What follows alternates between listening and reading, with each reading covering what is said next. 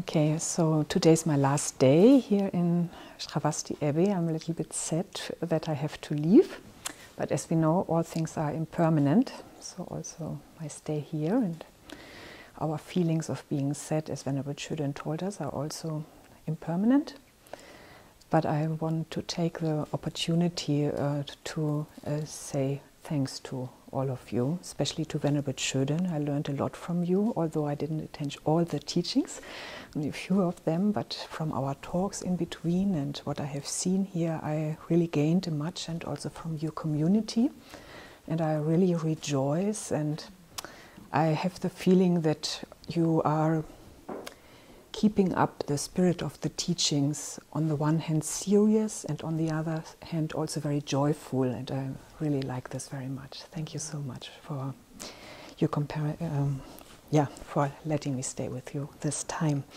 So during my teaching on the 23rd, somebody asked about how to deal with pride. We had spoken about desire, and then the question came up, and I said a little bit about this, and I thought I should perhaps elaborate a little bit on this. So I checked up again the definition, and I have translated it into English, something like this. I hope that's understandable. Pride is a mental factor that, based upon any possible foundation for generating self-importance, such as wealth or other advantages, grasps at a superior image to oneself.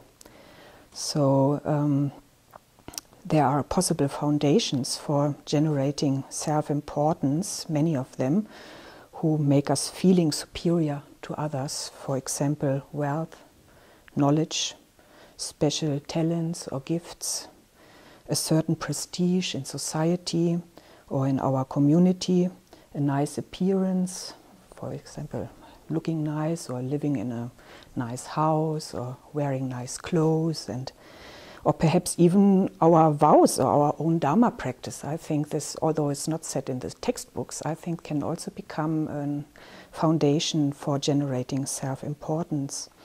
According to Asanga's Abhidhamma Samuccaya, the mental factor of pride, this feeling superior in comparison to others, is like all other defilements, based upon the view that the impermanent compositional factors of ourselves either exist as an inherent I or mine, and thus are a cause of suffering.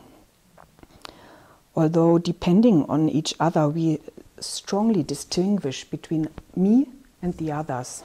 And I think this is the main problem, because of this feeling not really depending on the others, but always feeling here is me and here are all the others, and then all these kinds like fear arise, or that somebody could harm oneself, or attachment to oneself, and those who are close to oneself arise, and everything that is strange or different from us we are afraid of. And so from this basic grasping and making this distinguishing, also pride is arising. I checked up the Sanskrit, and mana, the Sanskrit term for pride, can in general also mean opinion, conception, idea, or in more specific then, self-conceit, arrogance, pride. And as I mentioned during my teaching, the Tibetan term they have chosen to translate is Ngagyal.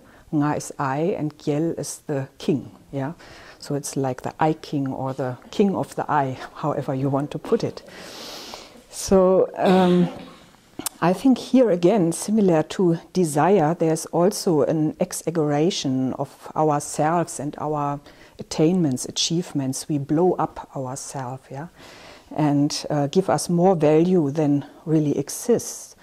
And I think the opposite would be a lack of self-confidence. So this is quite tricky, and we have to see how to balance. But as I mentioned, I think that also very often a lack of self-confidence can even become the cause of becoming proud, because we want to hide our lack of self-confidence and pretend that we know more than we really do, and we are afraid that others could discover that we don't know everything we may expect ourselves to know or to be like, or others may expect us, or we think others may expect us.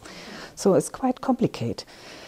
And it's anyway, I think it's always an attempt to feel better and to become happy, but the wrong way. Actually, it leads to more suffering.